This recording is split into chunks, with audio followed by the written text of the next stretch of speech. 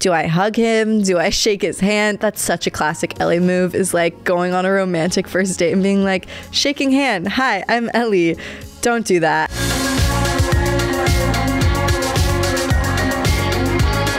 Hi guys, we're back. Another episode. We're here in the studio again, feeling good, feeling more comfortable than last time. How are we doing? How's life? I hope we're all doing well. Today, I'm very excited for this episode. We are talking all about first dates, dating. You guys know that that's one of my favorite topics as a teenage girl to talk about, is dating and boys and what's going on in that part of my life. But before we get into that, I'm going to give you the second round of OOTDs. If you're watching this on camera, which if you are not, you can watch it on the Past Your Bedtime YouTube channel. I will be giving OOTDs every week, and this is the second one. If you guys are just listening, I will try my best to describe it audio only, except you guys should come watch it so we can like make eye contact together and feel really intimate about this experience, you know? So I'm gonna be honest, guys. I am feeling personally a little embarrassed because I, Ellie Zeiler, do not like being an outfit repeater as much as I think it is important to outfit repeat for the sustainability of your closet. I personally, like, something has to be changed. And it really bothers me that the only 2 episodes that are videoed on I'll Be Your Sister, I'm in all white outfits. But I had an outfit on that I brought to set today. It was like these metallic Zara pants that I actually made a TikTok about getting. They're like these viral pants right now. And I went to Zara yesterday or 2 days ago to get them. And I knew I wanted to make a TikTok about them. And they only had the size that was like 3 sizes too big for me, and I told myself that I would go get them tailored, which I still will get them tailored, but I wanted so badly to wear them today, and I just sat down in this chair and they were just way too big, and I was wearing like a bodysuit and heels. I dressed up for you guys today, but we're in sweats. I'm sorry, there's nothing I can do about it. Sometimes when you're talking about something or like vulnerable, maybe like dating, it's nice to be comfortable. Also, I think ever since the pandemic, it's so acceptable to wear a full sweatsuit, and sometimes I feel more put together in a sweatsuit than I do in regular clothes. So that's it. That was the fair warning that I'm very sorry for wearing white two days in a row. I promise it will never happen again. Today on my feet, God, it's so embarrassing. I'm wearing the same shoes as last week, but I'm wearing these Adidas Sambas that my mom got me from Amazon. They look like this, with these socks that I got from Rite Aid, because I ran out of socks. Also, socks are something that I really struggle with personally as a teenager that lives alone. I never have matching socks. Whenever I'm at Rite Aid, I just get new ones. So that was today. I have matching socks on today. And then my little sweatsuit is from this company called Malibu Sports Club. I thought it was very fitting for the podcast because, as we know, the colors are like white and cream and reds, which those are the colors of the sweatsuit. And yeah, that's my outfit. It's a chill one today. This week is pretty chill, but the topic isn't chill. Today we are talking about dating, and specifically how to have a good first date, or in my experience with first dates, even though I don't have a boyfriend, so that I don't know if I should be giving this advice, but I'm pretty good at first dates, I think. So we're going to talk about it today. I was thinking about the fact, like, if I even like first dates or not, which it's funny because I feel like I'm very much the type of person that likes, I wish that there was no such thing as a first date. At first, I wish that like you could go on a date and like instantly already know the person and like have it feel comfortable. But I think at this point in my life, I've been on a few good ones, a few bad ones, to be able to give you guys some advice, some tips, and talk about some of my first date experiences. There was like a week where after I broke up with my boyfriend, I was like, okay, I'm back in the fishing pool. And there was a week where I went on a couple first dates in the same week. And I felt like I really, really learned a lot from that week, which inspired me to record this episode today. To be quite honest, I feel like first dates are really hard to come by. Not hard to come by, but hard to get to in like situationship relationships and in relationships in general these days. I feel like part of talking with someone is texting and Snapchatting them. Hopefully texting. Hopefully we've left Snapchatting behind. I recently had a guy that I was talking to that we were texting for like a couple of weeks. And then he was like, do we want to move this to Snapchat? I was like, no. Why would we want to move this texting relationship to Snapchat? Are we literally 15? But I do know that like Snapchat's a big part of communication these days as a teenager. But what I was saying is that like I have dealt so many times with like either texting for a long amount of time and then finally we get to go on a first date, or I've had an experience where we were just like set up and didn't really talk a lot at the beginning, which was really, really weird for me, where he texted me and we were set up by like a mutual friend and he was like, dinner at this time at this place, and I was like, yeah. And he was like, great, see you then texted me the day of and was like, still on for tonight? And I was like, yeah. And then we met there and talked for literally, I think my mom was actually worried when I went on this date because I had my phone down because I thought it was rude. We genuinely talked on this first date for like 4 or 5 hours about literally everything in our life, which was good. But also by the end of it, I think I was so tired and drained that I like left feeling like I was on a job interview. So that was one experience. And then also I feel like the other way that it can go, which I've also dealt with, is talking to someone for weeks or even months on like texting and on the phone, and then finally it gets to being on a first date, where I've had an experience where we did that and then you felt like you already knew the person, so there was nothing to really talk about. And then another experience where it actually went well because we knew like just enough about each other to still like go into depth about things. So what I've learned about getting to the first date stage in general is that texting too much can be very, very bad for the relationship itself, because then when you get on the date, you have nothing to talk about. But also texting too little can kind of feel like you're going on a date with a stranger. So I think personally, I feel like a good texting time before a date is probably like a week. You don't want to make it too long because then the tension builds up and then you're too scared to go on the date. Obviously too short, it's like you don't have enough time to prepare.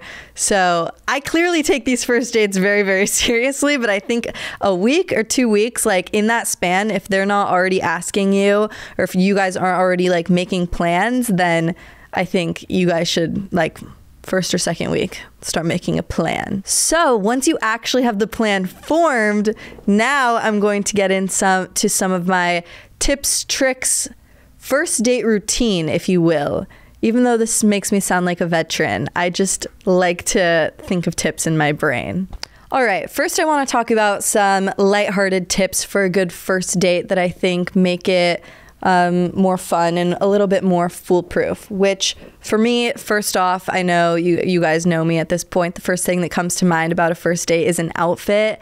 I think that it's really important for your first date outfit to be something that you've already worn before, so you know it's foolproof, you're comfortable in it, you feel good about it, you look good in it. It's done. You're not wearing some brand new pair of jeans that is cutting off your circulation because you're sitting down and you've never tried them on before. So first, planning your outfit in advance, having something that you've already worn before and feel good in is a great tip for a first date. For my personal first date outfit, I love a foolproof outfit, if you will, is, in my opinion, an all black outfit. I would love a good black long sleeve, black shirt, black tank top with a black leather jacket, some black jeans, black leather pants. You guys know me, I like to spice things up with my jewelry, some fun earrings, cute hairstyle, something like that. And then some cute shoes. I'll wear like some little boots or something like that. It also depends on the activity. Like, I'm thinking back to like an activity first date. I've gone like bowling before where I wore like leggings and a t-shirt and sneakers, but then like a dinner date I'll wear like all black with like some higher boots or something like that. Something that makes me feel good and also put together. And I don't know, in my opinion, all black's always the way to go. Some East Coast vibes for you. Pre-date routine, getting ready for the date. I love talking about this, like the little specifics about things like this. Pre-date playlist is always very important. A playlist for getting ready. This is good for honestly anything. I personally, for some reason, I'm in my like house music era. I don't know what's going on. I think it is because I went to Morocco and I was feeling the summer vibes, but something about a good house playlist is very, very good to me. Also, sometimes I'll just look up on Spotify hot girls getting ready playlist, and the first one that comes up is like it's like these 3 little Powerpuff Girls like getting ready in the mirror. That is a very good playlist. It has like all the OG like 2000s music.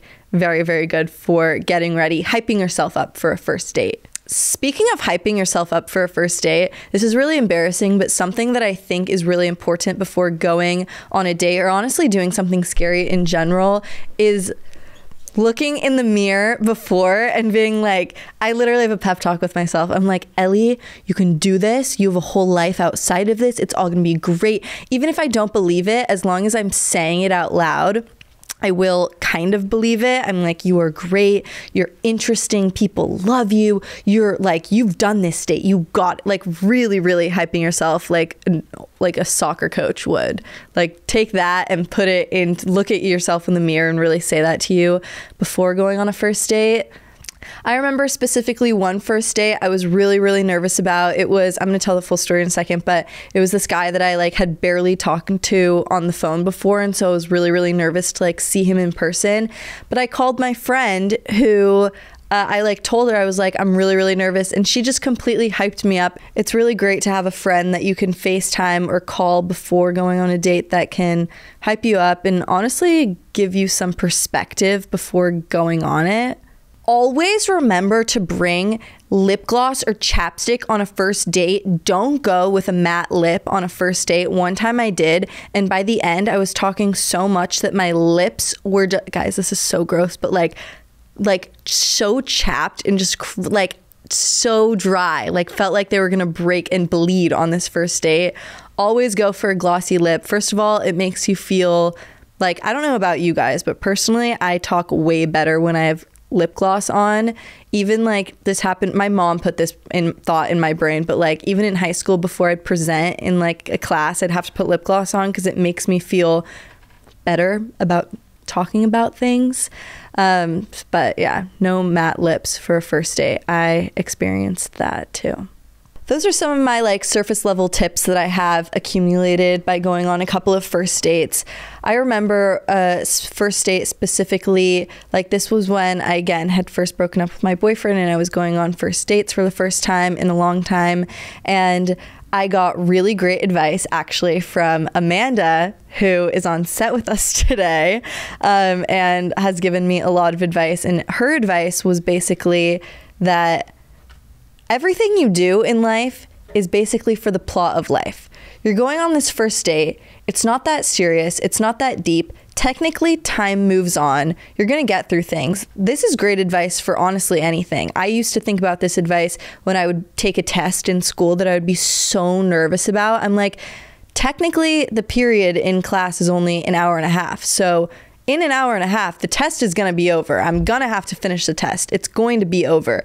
There's always things that like you can get out of. And also, I think having an out to a first date is always a very, very good, okay, Ellie, calm down. Always having an out to a first date is also a very, very good idea. Whether it be, guys, okay, I'm going to give you some examples for some outs, but one time I went on this first date and prior to it, my mom and I were coming up with outs that we could do. And no joke, we had spent like 5 minutes like texting back and forth being like, you could say this or you could say this or text me and say this. And I remember texting and being like, or I could just get through the first date and hopefully it goes well. Like, it's really not that deep.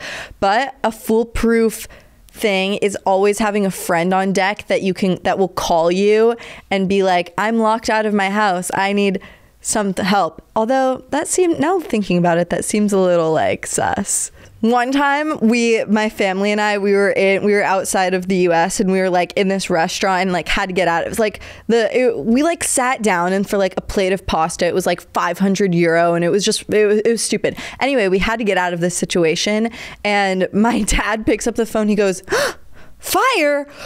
My mom gets up. She's like, Aunt Rita's not okay. And we like stormed out and had to grab our coats. It was so dramatic. But if you're trying to get out of a first date, number one, don't overthink it. Number two, literally pretend you are an actress. Be like, I'm an actress right now. I'm acting in a plot. I'm in a storybook right now. I'm getting a call. Oh my God, I just had an emergency. I'm so I'm so sorry. I thank you.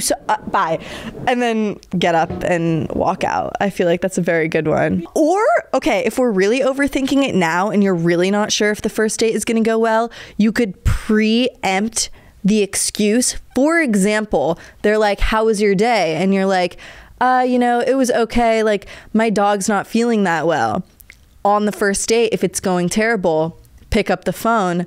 Oh my God, my dog just blah, blah, blah. So it doesn't seem like fully out of the blue because they already know something was going on with your dog. Speaking of excuses, the story that I have to tell you about this one first date specifically, I was so nervous for. Again, it was this guy that I hadn't talked to. Like, we had spoken on the phone literally 2 times and he was like, meet at this place, meet at this place. The place that he chose was the Chateau Marmont in LA, which is a very classic old school Hollywood place that my mom had hyped me up about. Amanda had hyped me up about when I told her that like this guy chose to go there. But in my opinion, it was very scary because I had never been there before. So I didn't know like where to walk. Guys, this is so embarrassing. I have this thing where before I go on a first date, I look up pictures of the inside of the restaurant to see what the lighting is like, to see like where I should sit or like if the lighting's dim. I love a good dim light on a first date so it's like not too bright on your face. Just like everything in life, I feel like the first like part of doing something scary is always the most scary, and then the rest of it just figures itself out. What I was most scared of going on this first date with this guy that I had never met is being able to find him in the restaurant and like, do I hug him? Do I shake his hand? That's such a classic Ellie move, is like going on a romantic first date and being like, shaking hand, hi, I'm Ellie. Don't do that. I think it like sets up too much of a strict vibe. But that was what I was most nervous about. And okay, the craziest thing happened on this first date, which is why I remember it so specifically and why it totally goes back to doing everything for the plot. So I was sitting at this dinner date, and he's definitely not going to see this. I was sitting at this dinner date and he was telling me stories about his friend, and he said something like, oh yeah, and like my friend Leo, blah, blah, blah. And I was like, oh yeah, like Leo, cool, blah, blah, blah, thinking like his friend's name is Leo. Next thing you know, he picks up his phone and he's like, oh, my friend is here. Is it okay if he like comes by our table and says hi? I was like, yeah, of course. So he comes up and he looks up, and I turn around and Leonardo DiCaprio is at the table saying hi to my date, and I shook his hand with my right hand and I haven't washed it since. Just kidding. But that was a very, very good story because after the date I could tell Amanda like I had this great experience and I met Leonardo DiCaprio on a first date, which was very much for the plot. Anyway, that was an example of one of the first dates that I have been on, which that was definitely on the cooler end of dates that I have been on. But on my Instagram story, as usual, I asked you guys some questions about dating and relationships and things like that. And per usual, you guys came up with the best questions. So let's get into them for a little dating Q&A. The question that I got that I really, really related to was how to know whether to hold out for someone. For example, if one person is just terrible at showing emotions and accepting their own feelings, how long should the other person hold on to them before moving on / giving up? I think that for me personally, I have been in a lot of situations where I like someone more than they like me, or it's not even that, but sometimes it's like I'm more mature and can communicate better than the other person. And I think for me personally, when it's time to let go and move on and like hold out for someone else is when their communication like lack of communication or like lack of whatever they're missing in the situation is affecting me and kind of thinking, like making me think that it's me that's the problem in the situation. Important thing in relationships is communication, not only just like overall communication, but I think like quickness, especially in texting, for example. Like when you text someone something, they should respond to you not a day later and like in a reasonable amount of time. We all know that we're on our phones all the time, and so I feel like it's really disrespectful in a relationship when like you're talking to someone and you say something and they wait so long to respond. And I think like when it's time to cut someone off when they're doing that is when you start thinking about like how you're communicating is in the wrong. For example, like, oh, he's not responding to me for like a day on end or like hours and hours every single time I text. Like I clearly am texting too much, which is not true, because if you guys are in a conversation that's like pretty basic, if you were an in-person conversation and you say something to someone, they're not gonna walk away for 10 hours and then come back and then continue the conversation. That's just not how basic communication works. And so another example that I thought of is like when you're nice or like give a compliment and they come back and like shut it down or don't give you a compliment back, and then you go on yourself and you're like, oh, maybe I'm too nice, like maybe I need to be meaner. That is something that I have dealt with a lot personally, where I feel like I'm not very good at playing the game of dating or like the game of talking to people, especially now in like 2023 where people are attracted to mean people for some reason. I've dealt with it a lot where I've contemplated being like, maybe I should be the mean girl for once. Like for some reason, guys are way more attracted to like when girls are mean to them, and like same goes for vice versa, and I feel like all the different ways in life. But then when I decide to cut off that toxic situation is usually when I realize that I am jeopardizing my own good morals to try to fit into someone else's mold. When I talked about this on my last dating episode, that I really truly think that like when a relationship is meant to work out, it goes so smoothly, and it's not supposed to be this like pull and tap. What is it? Like pull. Yeah, it's not supposed to be this like tug of war of emotions and like, oh, he left me undelivered all day and like I'm not going to respond to him for that day, and I'm going to wait 10 hours and like, no, he waited 10 hours, I'm going to wait 20 hours, and all these different things. Like relationships at the end of the day, I think are supposed to be easy if they're meant to work out, and if they're being too hard on you, I think it is where you need to have like enough respect for yourself to just let it go, which, trust me, is so much easier said than done. I have held on to relationships for months and months and months after they were definitely supposed to be ended.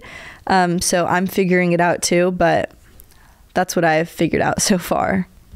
All right, moving on to a little lighthearted question after that. Someone's asked me, is sliding into DMs weird, desperate? I literally cannot tell at the moment, because if it doesn't work out, then yeah, it's fine, but it's definitely a humbling experience. That is very, very true. Me personally, when I'm trying to get someone to slide into my DMs or get like a conversation going on Instagram or on the internet, I have found that if you go into their feed and scroll down, liking like 2 of their old pictures gets them to like see that you saw that and that you're like noticing them and that you're like nice enough to like actually put thought and like see their old life. I don't know. When a guy does that to me, I'm like, oh, he's interested. And like when I do that to people, usually then they slide into DMs. But back to the initial question, I think that sliding into DMs is fine if you're going in for like a hi blank. Obviously, if you're going in for like maybe, I don't know, I'm not a fan of like a DM pickup line. I don't know how I feel about that. Or I guess like the vibe of the DM is really where it goes in. But I always think starting with a compliment's great. That's usually worked out for me when someone DMs me or when I DM, I'm like, hi blank, cool style, or like cool this, or I like blah, blah, blah, or I don't know, something like that. Something that like, you're interested. I don't think it's weird, but it definitely is very vulnerable because when you send that DM, I am personally looking at I'm refreshing my Instagram. Like, am I going to look? I don't know what's going on. So it's definitely scary. This question says, how to not feel bad about yourself when you've never experienced anything romantic in high school. For example, a boyfriend or having your first kiss or going on dates to dances and all of your friends already have. First of all, I hope that if you also relate to that, know that a bunch of other people have been through that and are going through that too, because I got a lot of DMs very similar to that. And with my experience personally, I remember especially in high school being so nervous that like I was already a senior and hadn't had like my first boyfriend, and like I remember I feel like I had my first kiss like pretty late too compared to like other people in my high school.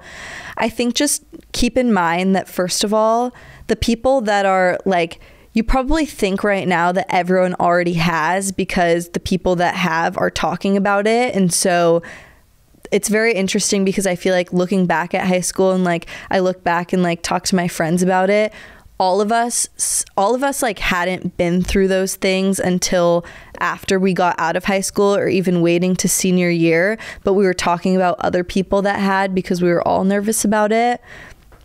I think just know that like you right now, I know it doesn't feel like it, but you're very like you're young and you're like in such a like fresh stage and like beginning of your life, and like you have so many years to date so many people and have kisses and like go on dates with people and all these different things, and just know that like it will happen, and it will happen when it's supposed to happen. I even look back and like I remember being a sophomore and a junior and being like, when am I gonna have a boyfriend?